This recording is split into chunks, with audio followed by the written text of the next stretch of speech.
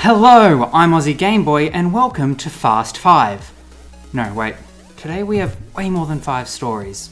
There's 16 actually. So let's go with... Cue audio effect. Super Speedy 16!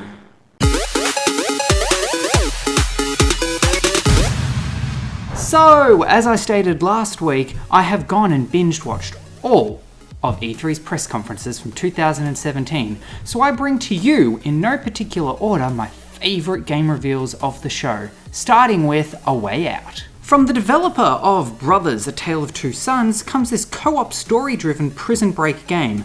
Oh man, does it look cool, and it's designed for split-screen local multiplayer. In A Way Out, one player may be in a cutscene while the other has control of their character and can see the other player in the cutscene on the level below. I can't think of another game that's done something like this. Now I just need someone to play with. Where's Naito when you need him? Alright, we'll move on to Battlefront 2.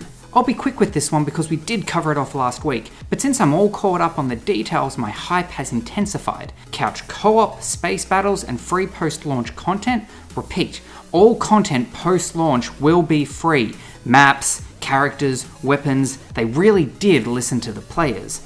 I'm sure there'll be some form of microtransaction or something to keep the money flowing in, but hopefully it's in just a cosmetic loot box system, something that doesn't affect the gameplay, like in Overwatch. But either way, this game looks amazing and hopefully it does live up to the hype.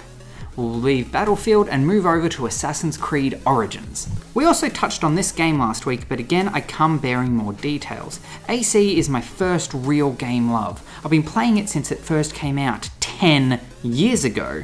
I'll be the first to admit that the games did start to get stale and I'm really glad they took last year off. So here we are with its return and it looks really nice. Gone is the minimap. Here comes your drone, bird, that is your eye in the sky. Horses and camel riding is back. We've got RPG elements and all the parkour gameplay that has made this game series so iconic. Plus, you can control arrows with your mind. The game is due out October 27. Next up, Dragonball Fighters Z. I'm not really into fighters. I think I've established that I'm a bit of a button masher, but I was a fan of the old DBZ back in the day, and this game really has the look of the show. It's 3D rendered in Unreal Engine, but it looks like the anime. This 2.5D fighter will have you in 3v3 battles and just looks straight up hectic. Leaving DBZ behind and moving over to The Last Night. That's time of day, not medieval fighter.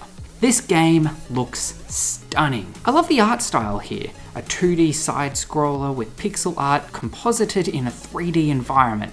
It's got story-driven gameplay set in a future where AIs can do literally everything better than humans can. This is set over a series of nights and it remembers. Conversations and actions made on night 1 will affect the game all the way through to the last night.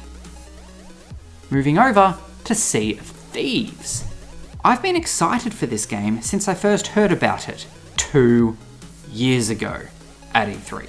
It's due out next year and it does look good, but I'm probably not as keen as I was 2 years ago.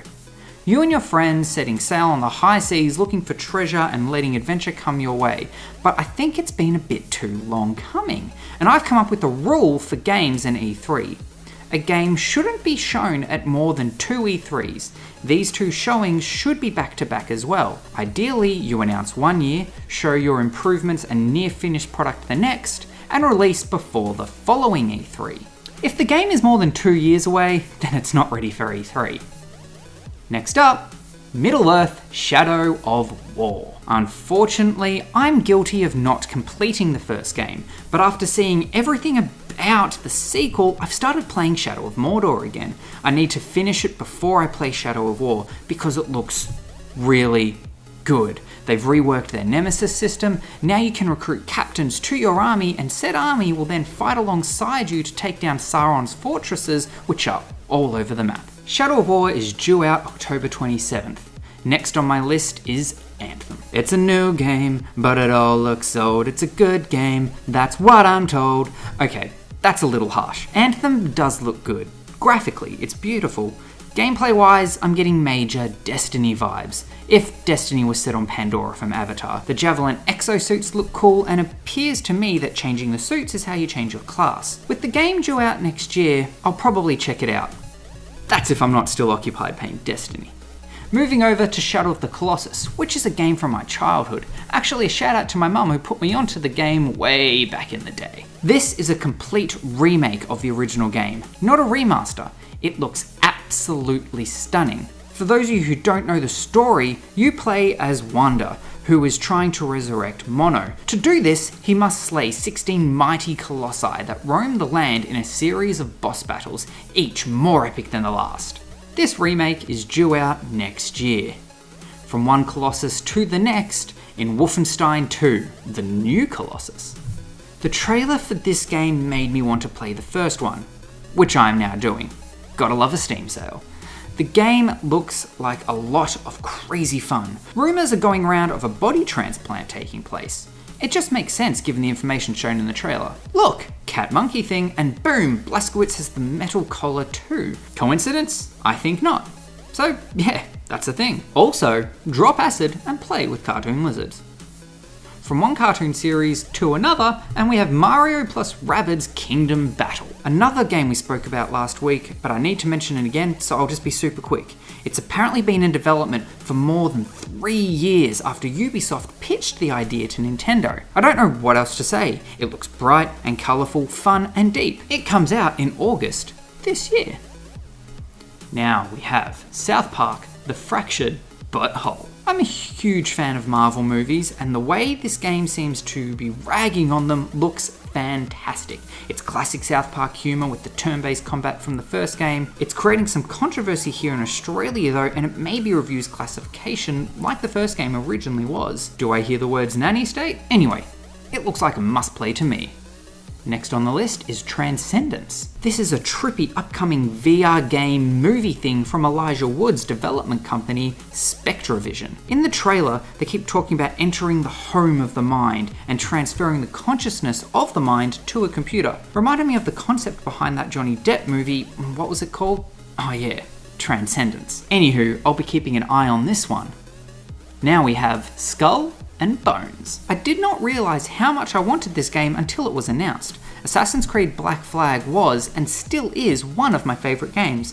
Not because of the assassins, but because of the pirates. This game is Black Flag without the assassins. It's tactical action that has you behind the helm of a pirate ship. It can be played solo or with friends, and unlike Sea of Thieves, you control your own ship. If you're playing with friends, you each have a ship. They showed off a 5v5 loot hunt game that got me really excited. A little too excited. Now we have Beyond Good and Evil 2.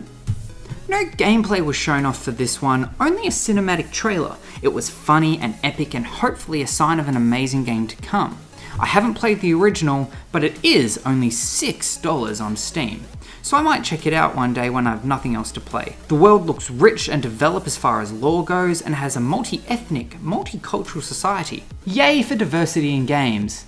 Now the final game on my list from this year's E3 was Lawbreakers. Yes, another class-based shooter, only this one is super fast-paced. I'll probably be really bad at it, but the speed of the game just looks crazy. The movement just looks nuts. You can be attacked from any direction, so you need to not only keep an eye in front and behind you, but above and below you too. The class system seems diverse, at least from what I've seen in the trailer. Swords, grapple hooks, and zero-G. Bring on the mayhem.